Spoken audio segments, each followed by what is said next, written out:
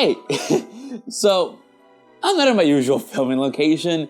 Today is a little special after all. You know, if you're anything like me, you probably have some nice memories of opening up some new games or consoles on Christmas Day. So what better way to celebrate the holidays than opening some of the presents under the Christmas tree to see what games we got this year? Okay, so we have 2 presents. I guess we can start with the larger one. Very nicely wrapped. Okay, wow, 3 games in 1. I don't know why these weren't individually wrapped. It's almost like this is a reshoot and I didn't want to waste more paper. Okay, so we have 3 games. The first one is Raincode, Resident Evil 4, and Devil May Cry. Wow. What a oddly specific combination of games that I've been gifted.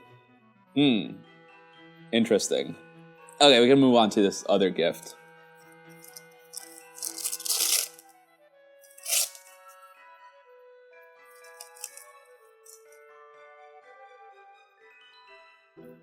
Merry Christmas, everybody. Wake up, filthy. Semi-recently, as of making this video, series creator Kazutaka Kodaka tweeted out a poll asking what were the fans' favorite Danganronpa game. Danganronpa 2 won, no surprise there, and in dead last was Ultra Despair Girls. To all the fans out there who legitimately love this game, more power to you. But holy shit, this is my garbage. Yeah. I have some nice things to say about it, but unlike my replays of Danganronpa 1 and 2, where my opinions on them remained or grew more positive, if anything, my replay of Ultra Despair Girls left me feeling worse about it. And this is coming from somebody who was at least somewhat positive about the game. I didn't learn about this game's reputation amongst the community until well after I had first played it. And seeing all those incredibly negative comments, I thought to myself, it wasn't that bad, right? Well, I'll get to that. Before I get started though, for me to really set the stage for today, for you to understand just what we're dealing with, I have to give a trigger warning. I know. I really did pick a great game for me to talk about on Christmas Day. But this game does delve into some uncomfortable topics, and I do want to warn you about them. If you're sensitive to any of the following topics, I will have a fully dedicated chapter talking about all of this. So check the description and no, you can skip that part. While I'm at it, also spoiler warning for not just this game, but for Danganronpa 1 and 2. So there you go. With that said, what even is this game? Discounting any weird, obscure mobile or PC stuff, this is the first proper spin-off game in the series. And those 3 other games in the opening bit weren't just random games I wanted to cameo. Cause if all 3 of those games had a baby together, said baby was mutated with radioactive waste, Ultra Despair Girls would be the result. All of the triggers! Part third-person shooter, part character action, with a touch of Raincode. The game takes place in between the events of Danganronpa 1 and 2. Now you might hear this and think you can play this game right after playing Danganronpa 1, but do not do that. Do not do that. For anyone who hasn't played Danganronpa 2, I don't know, cover your ears and look away from the screen for a couple seconds. Yeah? Just like that. Thank you. Thank you.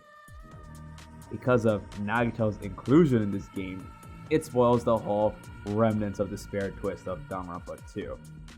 I actually did first play this before playing Danganronpa 2, but I think it was after I had spoiled myself, so I just said fuck it and play these games chronologically. But don't do that. Don't be like me.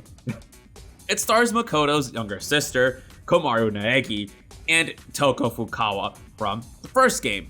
with a bulk of the game really just being about those two interacting and developing as characters. That being one of the few highlights here. The main highlight, in fact. So yeah, we go from a visual novel to a third-person shooter. I'm all for games experimenting with new genres, so this wasn't really something I questioned back in the day when I was first going through the series. It's like, oh cool, this one is a shooter. Sounds fun. And this is where the problems begin. Impossible.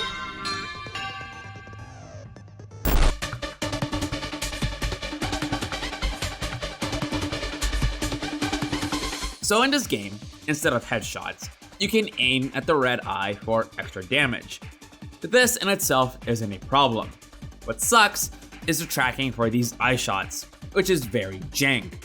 There are times you think you got it, but it doesn't give you the bonus, and vice versa. Not a huge complaint, but worth bringing up. Picking ammo types is also occasionally cumbersome, as it's tied to the D-pad.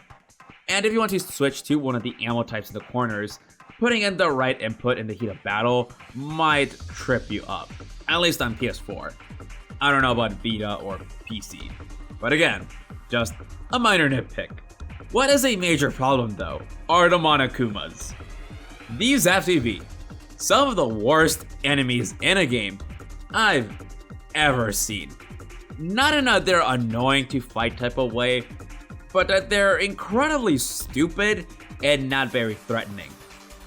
In the opening of the game, I cornered myself in my room, really just to fuck with it to see what would happen. This robot, out to kill me, cannot even figure out a doorway. Good job, guys. I have this one other clip I thought was funny, and across this video you'll probably find other examples of Monokumas, just not knowing what the hell is going on. I wouldn't call this a survival horror game, despite me comparing it to RE4, but the apocalyptic setting comes close to matching that tone. But then any type of fear, excitement, rush, anything in that ballpark you might have in an encounter is just drained because these enemies are not scary whatsoever. The stark contrast of these Monokumas in cutscenes to them in actual gameplay has to be one of the funniest things in this entire series, and I'm sure it was completely unintentional. There it is. Monokuma.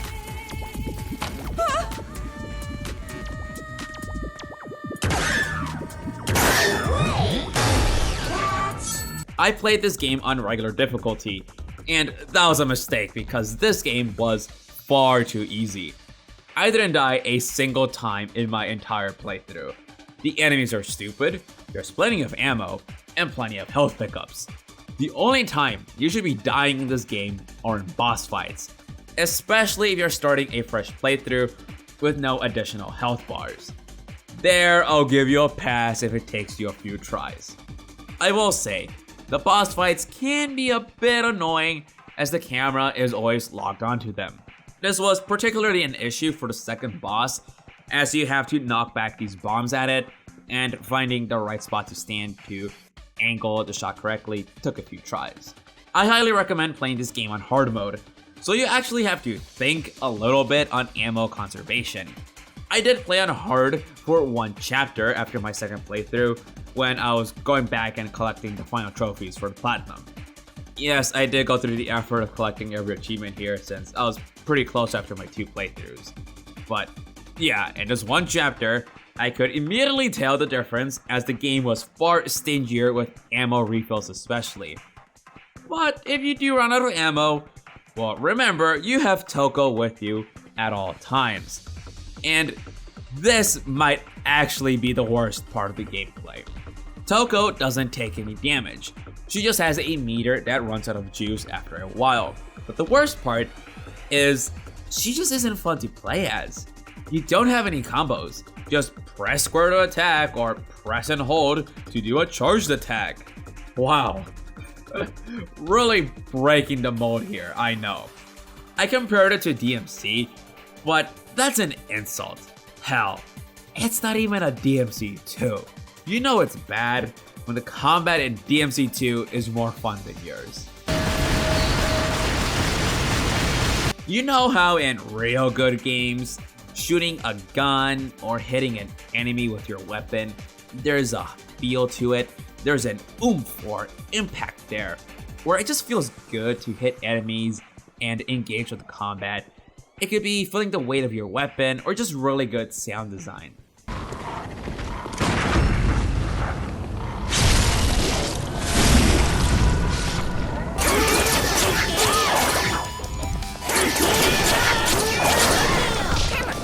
Ultra Despair Girls doesn't have that. Attacking doesn't have the punch it should have of you slicing down robots. It just feels like flailing your arms around with how floaty it feels. It's just mindless button mashing to get out of a pinch when you're low on ammo in those few situations. The only positive about playing as Toko are these specials that one-shot enemies, which are all very fun to watch. That's it. Don't even bother swapping to Toko. If you're playing on hard mode, treat it like a Nuzlocke in Pokemon and just give yourself the restriction of never swapping to her, as otherwise even hard mode is trivialized. Okay, do I have anything positive to say about the gameplay here?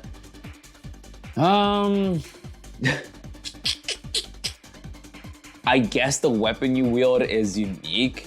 As you've seen by now, it's this megaphone thing with 8 different ammo types.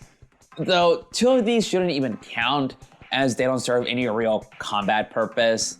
Look, you can make Monokuma's dance. That's pretty cute.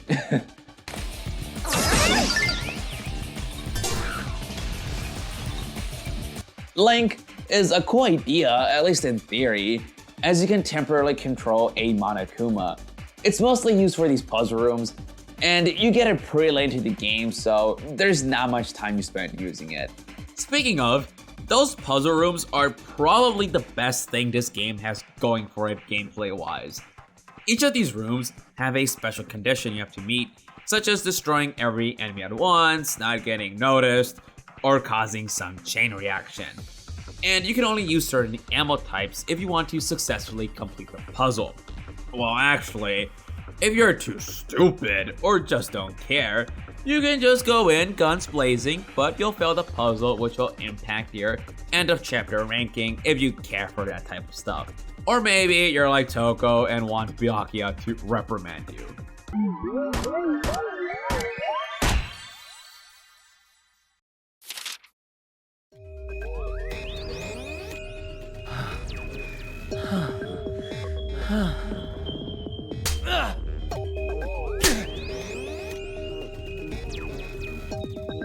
Your reward is withheld. Even if you beg like a dog, I won't budge.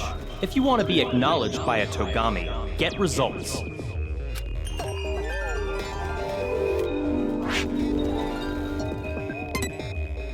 I really like these segments since otherwise, the regular combat is nothing special. They aren't perfect though, because while I may joke about it, some of these are pretty annoying and will require restarting your game if you don't want to be punished for retrying. But at least for every ones where these that required you to push a bomb Monokuma, so it would trigger and blow up all the other Monokumas at once, but then one would somehow escape the blast radius and survive. Those were BS. Grievances like those aside, I still think it would have been really nice to have a side mode here consisting of extra puzzles for any players that wanted more of them. Unlike our previous 2 games, Ultra Despair Girls doesn't have any side modes, so this would have been perfect. Maybe if you complete a certain amount of them, you get rewards such as new costumes, anything to add some replayability to this game. Granted, this was developed for the Vita, not exactly the hottest console back in the day, so perhaps the team just wasn't given that big of a budget or enough time to do anything beyond what they felt was necessary, with anything extra or more ambitious like this being cut.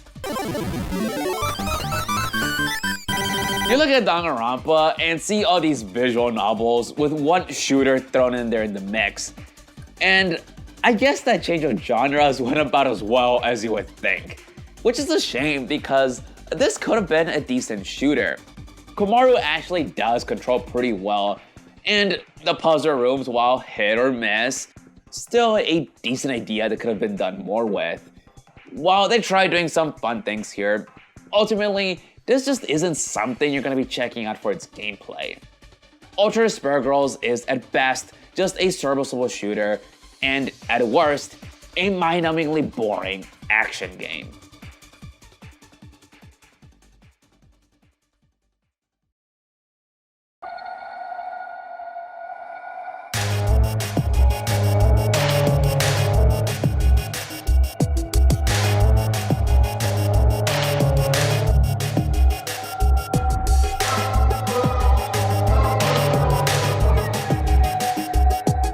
As far as the general presentation of this game goes, I have to give it some credit where it's due.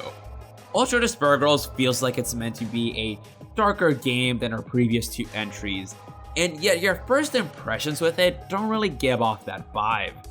You're met with this cool, groovy song playing over the starting menu.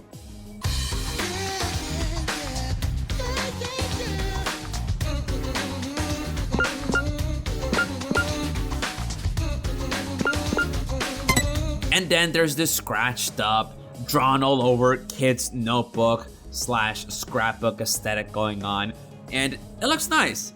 You can see more of this in other places, and it fits with the themes of the game. It's creative, fun, and adds just a little extra charm here I can appreciate. The in-game menus don't do this, but are colorful and have these super cute chibis of Komaru and Toko. I always like these, so I wanted to mention them. I always say this in my Danganronpa videos, but again, I love the music here. All the songs that play while exploring are just fun to listen to.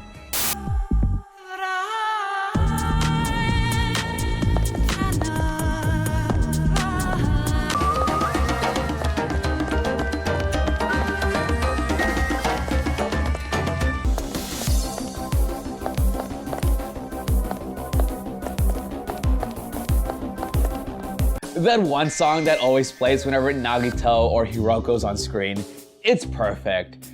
Even the main theme for the kids, the what is it, like dun dun dun dun dun dun dun dun dun dun. I love it. I absolutely love it. The contrast between how whimsical and circus-like it is to them talking about bloody murder or whatever. It's perfect. One of my favorite areas of this game is this strip heading towards Toa Tower. It's been completely taken over by the kids, so it's all been graffitied and bursting with color. Up until this point, all the locales have been this drab city, the sewers, the subway, this boring beige hideout, nothing exciting. Then in chapter 2, after leaving the sewers, you first pop out into this colorful graveyard. I love the colors here. I'm just disappointed it's this one tiny plot of land you walk through. But at least after that, you find yourself in this unsettling kids' wonderland type of place. As you go through this area, there are even these diorama type rooms I've always liked looking at. I just love this area. If there's one part of the game that really exemplifies what it's about, it'd be this. A strip of buildings graffitied with crayon and cardboard cutouts, while the children play with bodies. Completely unrelated to any of this, but since I'm in the area, can we talk about Toa Tower? So, I went to Japan recently. My blog was supposed to have come out by now, but I'm still working on it. And one of the places I went to was the Tokyo Skytree. Is Toa Tower based off of the Skytree? They're both towers in what appear to be mainly residential areas, right by a river. Both have viewing decks for tourists, and both have an aquarium. Am I reading into this too much, or am I onto something here? I don't know. If there's anything for me to complain about here, it's actually the 3D cutscenes. I've probably already played some clips by now, and they could look better, low resolution aside. Yeah, for some reason the 3D cutscenes just never got updated to HD. We have 2D cutscenes, those look good. The 2.5D cutscenes are also here. I always liked how stylized these are. But then the 3D cutscenes. The models don't always look the best, and lip syncing isn't that great either. Granted, I was playing in English, but I don't know if the Japanese audio would have been any better. So, Raincoat comparison 1 of 2.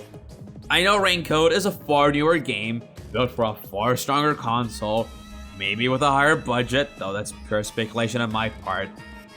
But, the Danganronpa art style can't look good in 3D. Maybe the animation team just weren't too experienced with 3D, or didn't have the time to polish all of this up. It is what it is. Okay, so Ultra Spirit Girls tries doing some fun things with its gameplay and its presentation. It doesn't always work, but you can see the effort. Does that also apply to the story? Yes, the story definitely isn't as interesting as the previous 2 games, but there's still some meat on these bones for me to pick at. At least for me, some of the things it's trying to do or say here are more interesting to talk about than the actual story about hope and despair and all that. And yet when talking about those themes this game delves into, we run into its biggest problems, which is how it handles some of those certain topics. Set that aside for now, let's return to our main protagonist here. As said earlier, this game stars Makoto's younger sister, Komaru. So, Komaru here has been trapped in this apartment complex for about 1.5 years for unknown reasons. She finally gets rescued by Byakuya, now working for Future Foundation. But right as all of this is happening, riots break out here in Toa City. Raincoat comparison 2 of 2. Toa City is this island completely ruled by Toa Group, much like how Kanai Ward in Raincoat is controlled by Amaterasu Corp. Again, I'm not very far into Raincoat as I'm making this, but I at least know that. So, why is Toa Group so important? Oh, well, they give a couple reasons at the start of the game, but you can't just reveal your whole hand from the very start. You gotta keep some things secret until the very end. Byakuya tells Komaru to head over to the diner across the street to meet with some other Future Foundation agent. And it's here where one of the game's funniest moments takes place. Komaru enters this diner and none of the people acknowledge the chaos going on right outside. There's Monokumas everywhere attacking people, you could probably hear people screaming, cars crashing, fires, but nah, they don't hear anything. She goes up to the counter. Lady, you gotta call the cops, there's bloody murder everywhere, there's these robot bears, you gotta help me. To which the employee here does call the cops. But I'm Komaru. Yo, this crazy bitch walked into my restaurant screaming about nonsense, and that's when a Monokuma bursts through the window and kills the employee with perfect comedic timing. There is no way this scene was meant to be taken 100% seriously. I refuse to believe that. Relax and stay calm. I'm hungry. Hello? Police? Some suspicious girl is...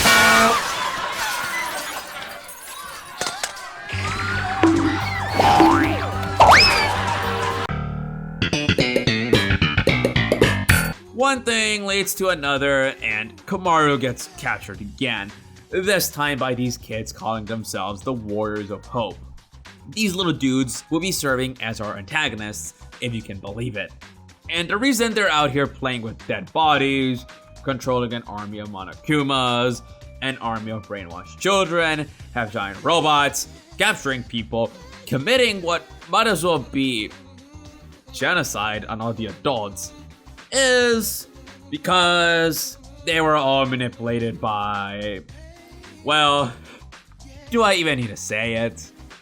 Junko may be dead, but the consequences of her actions live on.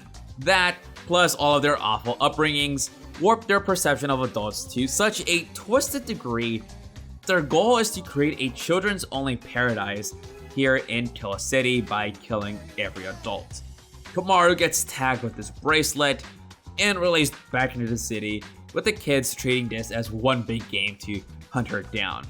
Where she then conveniently meets up with Toko, and is where the game really begins.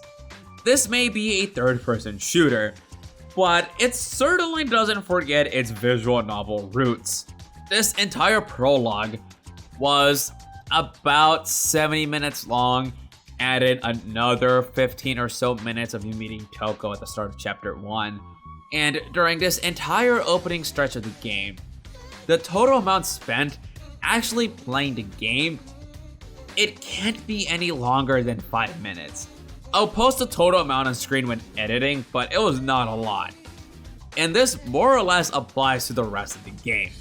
Way further into my playthrough, the game just randomly froze and I had to replay what was roughly a 45-minute segment. Skipping all the cutscenes, the time spent going through all that was 15 minutes. The opening is the worst offender here. Oh, I'm sorry. Second worst offender, as you do eventually get segments without any excessively long cutscenes or info dumps, but still get used to the frequent interruptions. But that is the basis of the story.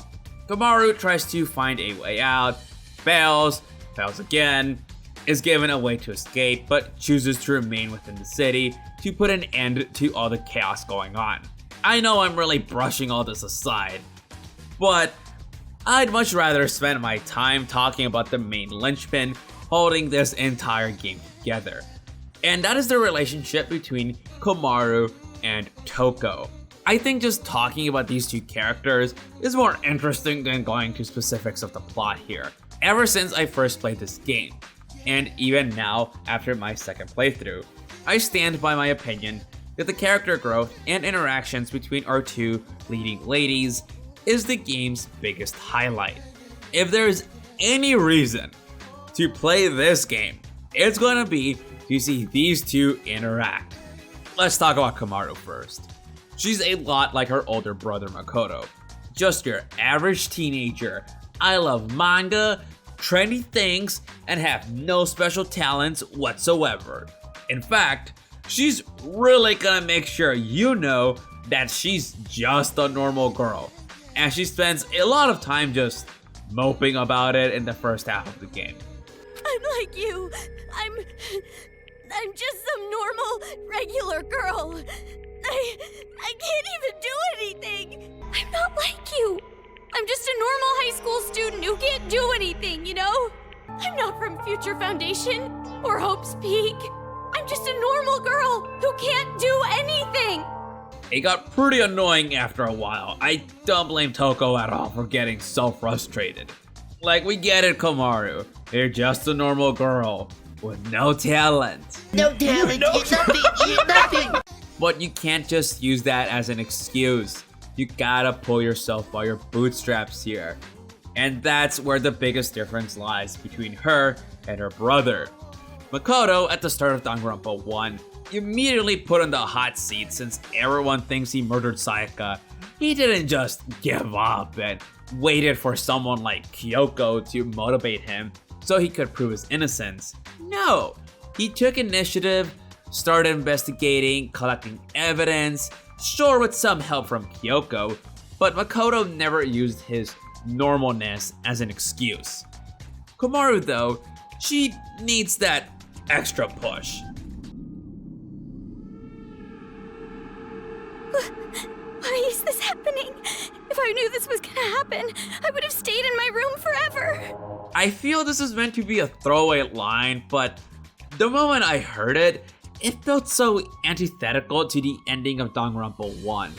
In that game, Makoto and gang want to escape their imprisonment, even if the outside world may present new dangers. Komaru, when finally being released, is immediately ready to give up and go back. It's not a perfect comparison since, honestly, you can't really blame Komaru for being so afraid of the hellscape she just walked into. And at least our original character set the killing game, hardening them for anything else they might have to deal with.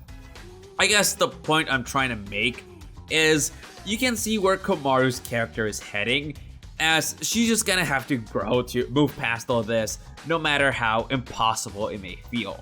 With a lot of that growth coming from her being with Toko. Toko was part of that killing game.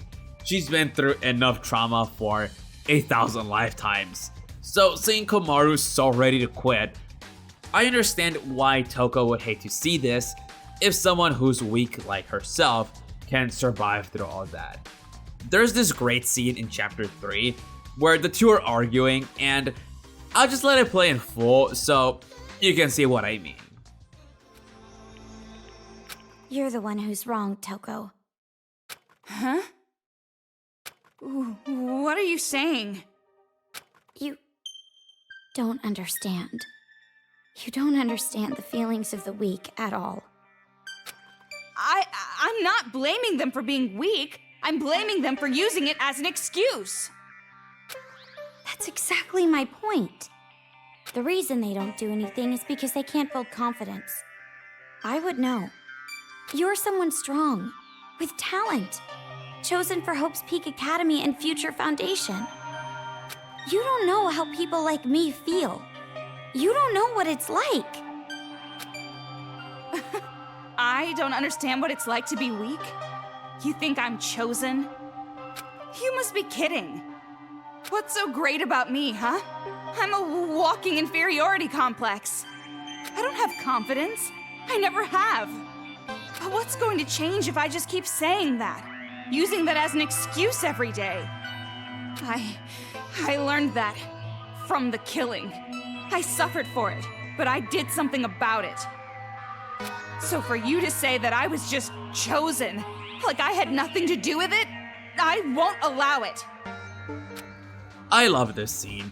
It just shows how much Toko has grown as a person since the first game. And she has a point here. Komaru may not be happy to hear this, but it does end up resonating with her, as just one chapter later, she does this big, awkward speech to motivate all the adults in hiding. She kinda fumbles it, but it's the thought that counts. The Komaru standing up there is a whole different person than the one from 3 days ago at the start of the game. Her idol animation even changes after this speech, signifying her newfound confidence and character growth. It's such a nice touch, and I appreciate when devs do stuff like this. Toko's approach in uplifting Komaru may not have been perfect. It can feel like she's a bit of a bully at times, but sometimes you have to be strict like that, and that's just how Toko is as a character. Which is where now Komaru comes in to return to favor. The two may argue Toko may be part serial killer, even threatening to kill her at one point, but Komaru does grow attached to her new companion, even calling her a friend. There's another great moment in chapter 3, prior to the one I showed earlier, where Komaru drops some truth on Toko. I'm trying to be friends here, we're in this together, but you can't just be so rude all the damn time. After these arguments, other events I'll talk about later, and after the game's first major twist, the two do make up and Toko gets all awkward with Komaru, not knowing how to act around her first friend. It's cute and it leads to some nice moments. Well, how about this? Can I call you Toki? Who the hell is that? It'll be your nickname. Oh, I've never been called by a nickname before. Well, other than insults. Never? Not even as a kid? Well, I hope we get along together, Toki. What happened, Toki? Are you okay, Toki? It's fine. I will withstand it. I will go through this horrible friendship ritual. Now, say it again. Say it one more time. I will not retreat. Toki? No, it's too much. Never mind. I'm just gonna call you Toko again. Yes, thank you. The friendship was far too intense. Oh yeah, so that major twist I just mentioned. I should talk about it. Why is Toko even here in the first place? She tells you at the start of the game she snuck on board a helicopter to go after Byakuya. Fair enough. But why was she conveniently at the top of that hospital at the start of the game as if she was ready to meet you? So, she made a deal with Nagito, who in this game serves as somewhat of a double agent between our two protagonists and the Warriors of Hope. The deal was if Toko can bring Komaru to the Warriors of Hope, they would essentially trade hostages and Toko would get Byakuya back. This entire time when Toko was motivating you not to quit, it actually wasn't because she felt pity, it was for her own personal gain. At least that's what she claims. Going to this game 6 years since I last played it, you tend to forget some stuff. And before working on this video, I already had a couple of things in mind I knew I wanted to talk about. And one of those things was, oh man, I really like Toko and Ultra Despair Girls. I just wish they removed the whole creepy obsession with Byakuya thing. Me completely forgetting just how much of this game's story hinges on that fact. While I maintain in my personal headcanon, she eventually does away with that, and there are ways you could rewrite this game to remove that detail but keep most of everything else. This is at least an interesting twist. To me, this is a really strong moment in the story. I love good character drama, and by this point, the two had argued and somewhat made up following Toko's rescue of Komaru. So to then drop this on not just us, but on them, it was engaging to watch it play out. You really feel for Komaru. This entire time she's been putting up with Toko, but still trusting and relying on her. And even Toko doesn't feel too happy about all this, pointing out, well, nobody's ever trusted me, so I just lied to you from the start. I didn't think you'd seriously start to like me. You also feel for her. These bad life experiences have pushed her to this point. So for someone to finally come to her life, put trust in her, and her having to betray that, it can feel good. So during this entire segment, Komaru is given a way to escape Toa City, but chooses to stay, and then Toko finally accepts Komaru as her friend. This comes full circle at the very end of the game, when again Komaru can't leave Toa City, but feels compelled to remain and continue cleaning up the mess left behind. Toko can also leave and be back with Byakuya at Future Foundation, but for once, forgoes him in favor of staying with Komaru. It's sweet seeing them really grow and fully trust each other, even if it took a couple of rough patches to get there. Even outside these major character building story beats, you're gonna have so many random moments seeing these two goofballs bouncing off each other where it's almost worth the price of admission. The power of Christ compels you! The power of Christ compels you! Oh, it's not that easy because of the jamming. Jamming? Like raspberry? He means radio interference. Oh yeah, that's right. Who's the boss now? Don't be gloating about beating a little kid. Hey! There's no riddle I can't solve. Yeah, calm down, lady. You only solved a child's riddle. Could it be?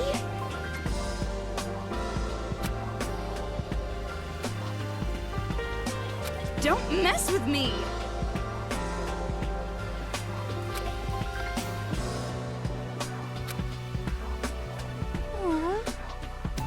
Having named this video Whole Lotta Mid and insinuating this game would be awful, it feels like I've been mostly positive so far, even with me calling the gameplay mediocre. If you stop watching the video at this point, you might think this is a perfectly average game with some cute things going for it. And that's because I've been saving the worst for last. Everything else I have to say involves topics I really don't want to be talking about, or just failed potential. And yes, this is where things get serious. So here's a second reminder you can skip ahead. One of the main themes of this game is child abuse. Does this game handle the subject with respect? Does it do anything interesting with it story-wise? I'm gonna answer all that. So I mentioned earlier, our main antagonists are the Warriors of Hope, a group of 5 kids who have all been abused in different ways. There's this line from Kotoko at the start of the game, which almost comes out of nowhere, but knowing everything we do about these characters, it was a sign of things to come. I think the first time we really see just why these kids have such a vendetta towards adults is right before Masuru's boss fight. Here, he breaks down and proceeds to beat himself, likely emulating what his father would do to him, to shake off his nerves in this genuinely very uncomfortable scene. We also get similar scenes for both Kotoko and Nagisa right before their boss fights. Kotoko specifically, we even come to find out her abuse was so bad she has a trigger word where upon hearing it, she breaks down. I'd say all of this is handled with respect. It's a serious subject matter and you really feel for these kids. Even with blood on their hands, you do wish for them to move past their horrible trauma. I'll come back to this point. Okay, so let's talk about Kotoko. While those scenes are quite powerful and sadly indicative of real life cases, there is more to her here that this game completely drops the ball on. Do you think a series whose previous track record is this did a good job handling Kotoko? I made a brief comment on Mikan in my last video, and yeah, thinking about it again, all of that just comes off as doing it in poor taste, regardless of intent. Much like how Mikan had suffered all types of abuse, Kotoko was sexually abused while working as a child actress. In fact, this was encouraged by her mother. It's all very gross, and even having to say this out loud just feels wrong.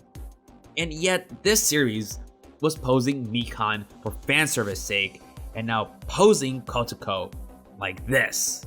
It shouldn't be for fanservice, otherwise, I'd be very concerned. So if it's supposed to be funny, it's not. If it's purposely provocative for the sake of saying something, I just don't trust this game's writers enough for me to believe that was their true intent. Then we have this scene.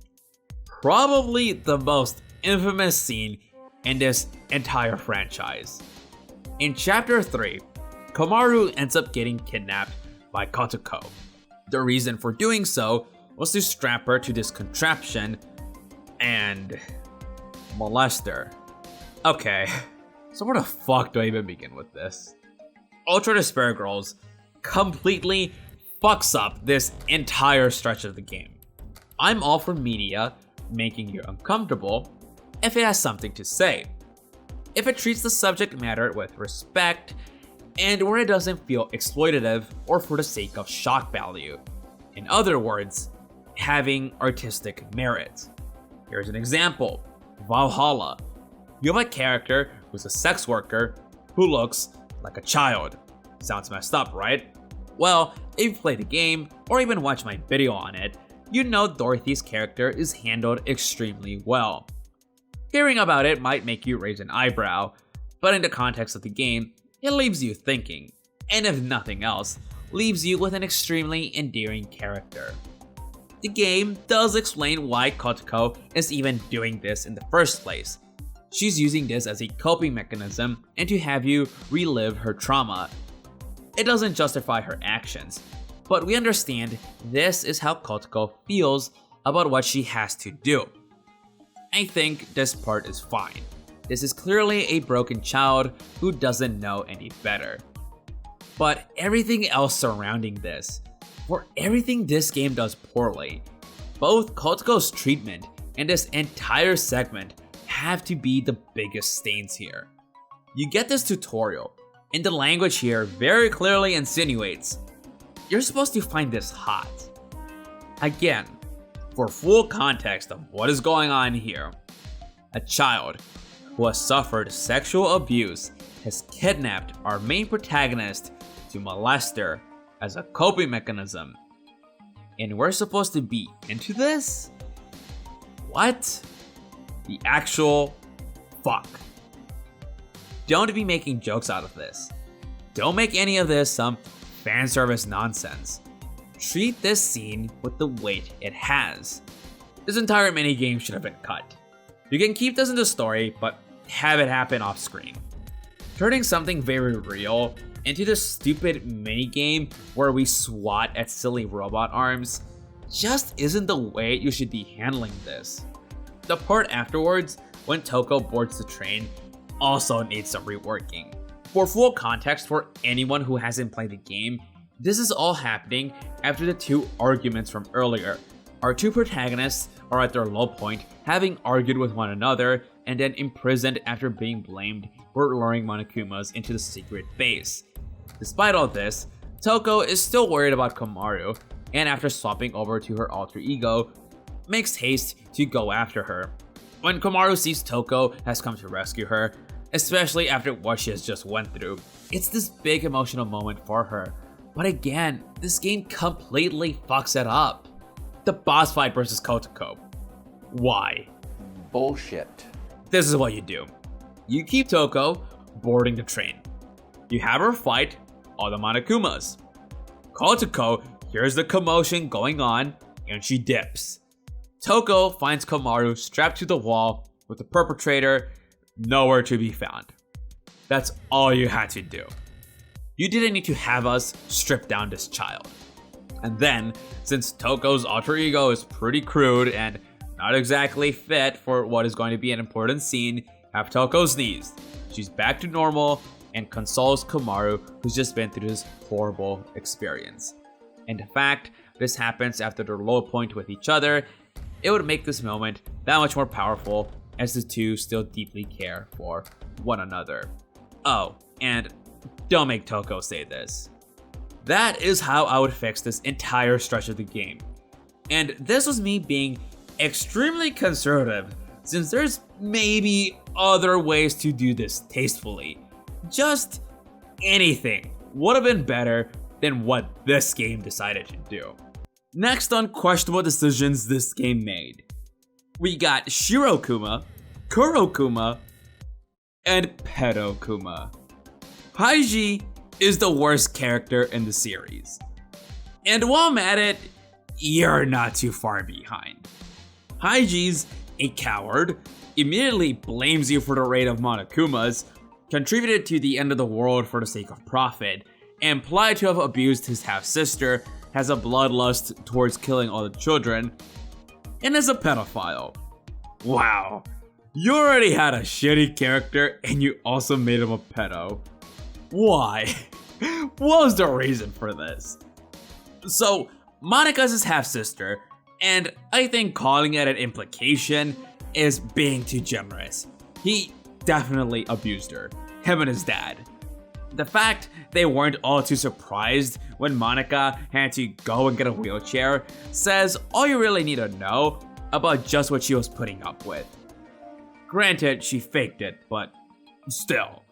With all this going on, does that other detail about Haiji factor into this abuse? There's no comment or implication about that as far as I could tell. I mean, I'd rather not have to think about that, but the game already laid this out in front of you, so you can't help but wonder about this. If you're gonna write something like this into the game but with no payoff, why even do it? Haiji doesn't even get his comeuppance at the end. He survives. This isn't like the Kotoko stuff, where you're just baffled at how poorly it's all handled. It feels like it's just here for shock value for this one scene. Oh, this character is a pedo in a game full of kid characters, or oh, he's not gonna rape them, he's only into kids. Ugh. You should have had the Warriors of Hope kill him. Just fucking push him off the airship or something. Hell, have Kotoko do it if not Monika. I'm sure Kotoko especially would have loved to have killed him. Treat it as a way for her to move past her trauma. that could have been a powerful moment. I guess we can talk about the end of the game now. As far as actual plot stuff goes, I'll make this quick. By this point in the game, if not noticeable since the very start, Monika's been the main villain here. Deceiving her friends, including purposely triggering and assaulting them, having ulterior motives, and being just a bit more obsessed with Junko than the other kids, as shown by her bedroom. Ooh, yeah, that's pretty creepy. This reminds me of that dude whose house is fully decorated with Saika cutouts and shit. You know the one. Yeah, that's Monika. Hey, have you ever wondered where all these Monokumas come from? So in arguably this game's biggest reveal, Toa Group were the ones who mass-produced Monokumas, as Monika served as head of the robotics division of the company. Everyone kinda just let her do her own thing and designed killer robots she claimed would instead be used as service bots. I know she says everyone just left her alone on this, but I still find it really hard to believe nobody inspected these robots and realized these motherfuckers had retractable claws. Did they think it was a back scratcher? Both Haiji and his dad do find out about this, and for the sake of profit and maintaining the company's reputation, look the other way, never make this public, sell weapons to combat their own creation, while still supplying these Monokumas to Junko. While the other kids were wanting to create that kids-only paradise, Monika never cared for any of that. What she really wanted was to use this entire situation to create a successor to Junko Enoshima, and that successor would be Komaru. Komaru, since she is the sister of the Ultimate Hope. Make his sibling the new Ultimate Despair. Sure, that's pretty evil, Monika, you little rascal. You meet Monika to break this controller of hers, since that would put a stop to all the Monokumas. But in doing so, it would also make all these Monokuma heads on the kids self-destruct. And Monika's like, oh no, Komaru, you shouldn't break my controller, but you should.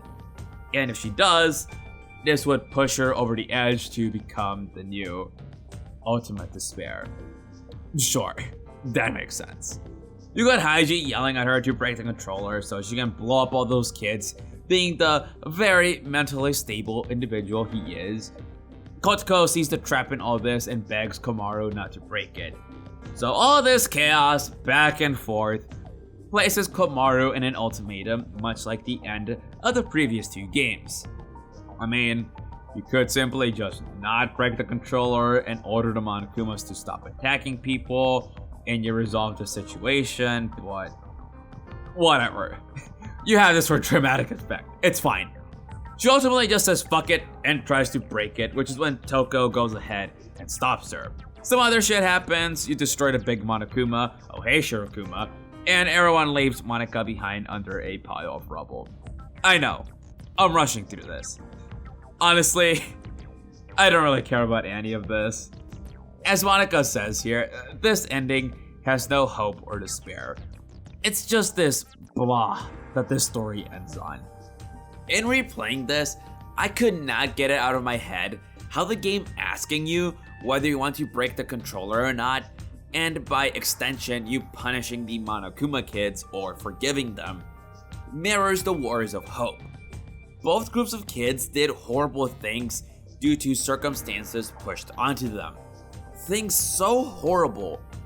Can they be forgiven? Despite Haiji's demands, I do think at least the Monokuma kids can be forgiven. I'm sure if they lost a helmet and regained their consciousness, they'd feel awful about all this. It was straight up not their fault. The Warriors of Hope though, they had full agency while they went out and committed all this bloodshed. But they're still victims. They've suffered so much and felt they had no other choice but to do all this to finally find some solace in life. Like I said about Kotoko, their actions aren't justified, but you understand where they're coming from. And because of those upbringings, you do wish for them to find a way to move past all this, for them to realize the errors of their ways and know that all this violence isn't how you should move past this trauma. Cause if anything, they're continuing the cycle of abuse by punishing the innocent. I think this game, instead of devolving into Monika's stupid plan about turning Komaru into ultimate despair, it should have at least found a way to redeem these kids, and maybe have Haiji play a bigger role as a villain by the end. He's wanting to continue the cycle of violence and increasing the body count. He directly contributed to Monika turning out the way she did. He represents all the bad adults who led to all this happening. Use him as an avenue to redeem these children. The game needlessly kills off Masaru, Jotaro, and Nagisa for the sake of mirroring the executions from the main games. But it's pointless when you reveal they're still alive anyway. Keep them around for the extra screen time, especially since the first two feel like such wasted characters. Have them all realize along with Kotoko how Monika was manipulating them and how Junko's influence on them was not in fact a good thing. Even after thinking about it several times, I don't know whether Monika should remain just as evil or also be redeemed. Regardless, you're gonna have to rewrite a lot about this game. And the main point I want to get at is you can still have a version of the final confrontation in this hypothetical game. You can have either just Haiji or both him and Monika wanting Komaru to break the controller, but the other kids want to prevent that since they all realize this entire conflict was a horribly misguided idea. You can even keep the Big Bang Monokuma boss fight, now piloted by Haiji, and have the kids helping out by flying their repaired mechs, so they can play an active role. Haiji dies, as he should, and the kids can begin not just rebuilding Toa City, but their own personal healing process. It's still a long road ahead of them, but at least we see some of that development compared to the very little we get in the actual game. If this game can already be so much about Komaru finding confidence in herself, let it also be a story about these children finally setting their lives straight. Hell, this game's secondary protagonist is not just a reformed serial killer, but someone who's also suffered so much and is trying to move past that to become a better person. The parallels were right there. It's not like this series is shy about redeeming its villains. The entire second game is about that. I might be overthinking this and asking too much from this game, but I really do see a world where this game could have told a solid story using these heavy topics. A lot of that potential got lost with this needing to be a Danganronpa game, and I don't blame them for that, but come on, it's a spin-off, let it do its own thing. As it stands, I just find this game's story to be whatever. The bulk of the cast are either wasted characters or the worst the series has to offer. You have a couple of poignant scenes using these heavy topics, but then it doesn't fully utilize them or horribly mishandles them. I've thought about this game's story too much for the sake of this video, and I know once this has been put out, I'm just never gonna think about it ever again. Komaru and Toko, that's the one good thing here. Everything else is just, it's mid. Literally what it is.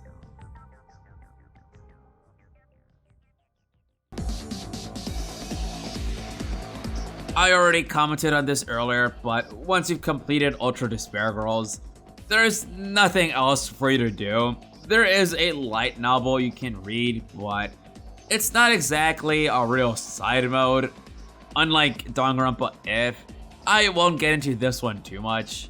And also unlike If, this light novel is actually canon. It takes place during the events of the game, starring Yasuhiro and Leon's cousin. Canon. I think that's how you pronounce it.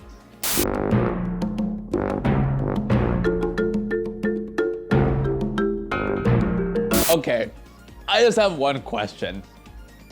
So is like marrying your first cousin in Japan like a socially acceptable thing, or somebody needs to explain this to me?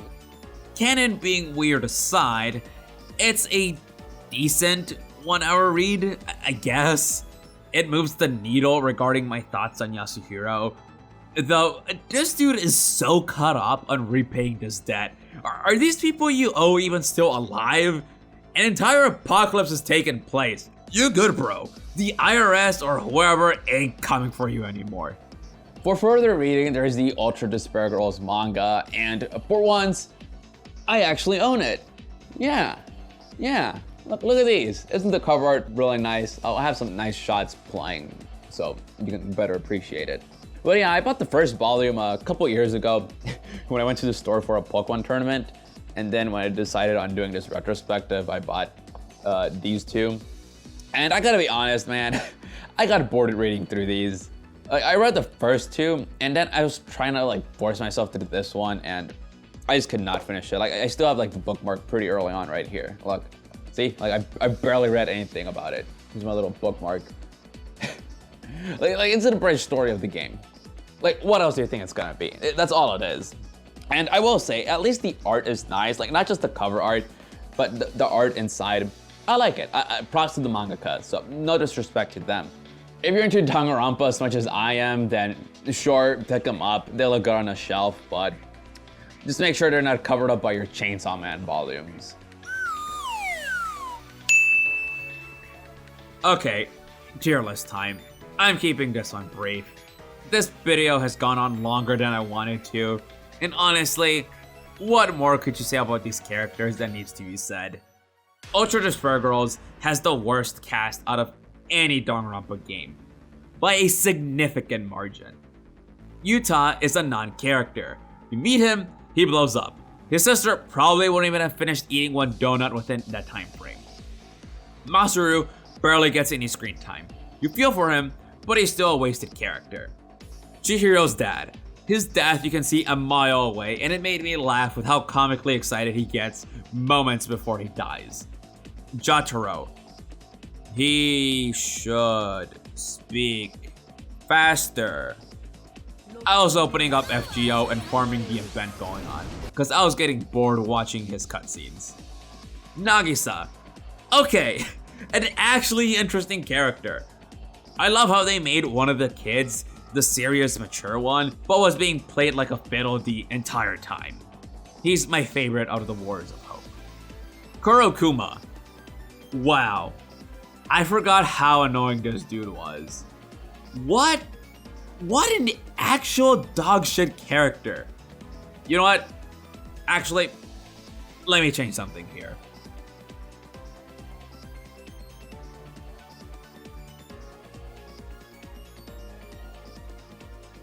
There we go. Shirokuma is a traitorous bastard. I'm curious, were you on Team Komaru or on Team Toko on trusting this dude or not on your first playthrough? I totally thought they were legit, so the ending was a nice surprise. Haiji can burn in hell. Hiroko is pretty cool, way cooler than her son. I'm glad they didn't needlessly kill her off like the other relatives here. Kotoko. I genuinely wish the best for you. It's heartbreaking having to think about what she's gone through. You and Mikan deserved so much better. Monica was definitely the hardest character to rank, cause she's pure evil. You definitely want to hate her for not just the destruction she's caused, but hurting her supposed friends along the way. But she is like Junko, where it's entertaining seeing a character just run on screen. I'll put her in the same tier as her idol. Leon's cousin. Wow. At least Korikiyo had other personality traits besides the incest. Yasuhiro. I don't hate you anymore, but whatever. Toko, with everything said and done, I actually expected her to shoot up to love them tier going into this, but she doesn't quite reach that high. Massive improvements to her character, but she still has a long way to go for her to really reach those top tiers, at least for me.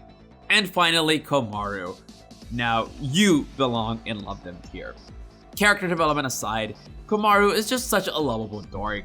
She's a fun protagonist to follow around, moping aside, and was always rooting for her. I just like her. I really don't know what else to say at this point. In a game with so much nastiness and mediocrity, ironically, the average normal girl stands out as a bright spot. Funny how that works.